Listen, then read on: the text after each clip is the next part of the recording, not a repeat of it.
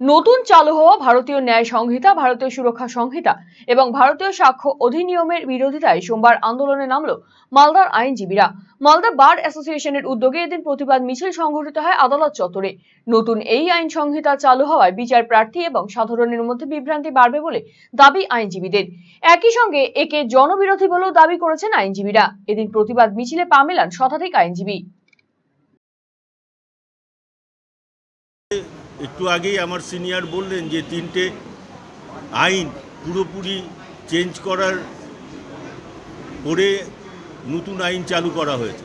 নতুন আইন চালু করাতে পুলিশকে তো অপরিসীম ক্ষমতা দেওয়া হয়েছে। ইউএপিএ অ্যাক্টের মতো অ্যাক্টে কোনো স্যাংশনের দরকার নেই, ডাইরেক্ট পুলিশ করতে পারে। এবং পুলিশের হাতে সমস্ত ক্ষমতা থাকলে কি হয় সেটা বিভিন্ন জায়গায় বিভিন্ন এতে আপনারা দেখেইছেন। আর ইউএপিএর স্যাংশনটা খুব জরুরি ছিল, একটা দেশের বিরুদ্ধে দেশদ্রোহী বলে দেওয়া করা, এগুলো খুব তাড়াতাড়ি। তারপরে ওই পুলিশ রিমান্ড যেটা 40 দিনের মধ্যে নিতে পারবেন, 40 ডেজের মধ্যে, আগে যেটা ছিল 14 দিনের মধ্যে। তারপরে হচ্ছে ইন অ্যাবসেন্সিয়া বিচার হবে।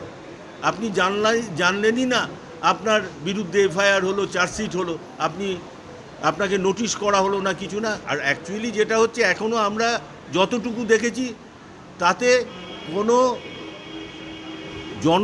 মানে ভারতবাসীর স্বার্থে এই আইন প্রণয়ন হয়নি, বিরুদ্ধে ব্যবহার করার জন্য এই আইন প্রণয়ন করা হয়েছে।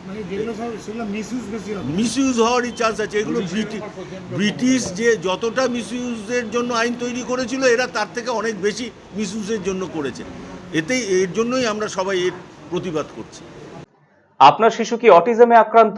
বয়স উপযোগী কথা বলছে না, ঘাড় শক্ত হতে, বসতে বা হাঁটতে সমস্যা হচ্ছে, অধিক মাত্রায় চঞ্চল এবং মনোযোগের অভাব হচ্ছে, ডাউন সিনড্রোম রয়েছে, বন্ধু বান্ধবের সাথে মেলামেশা করতে সমস্যা হচ্ছে, লেখাপড়ায় অনীহা দেখতে পাচ্ছেন?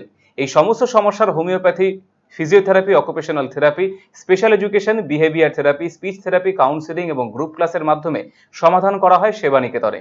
সেবানিকেতনের ঠিকানা উকিলপাড়া রামকৃষ্ণ সরণি, রায়গঞ্জ। Mobile number 7001564854, 9932716619।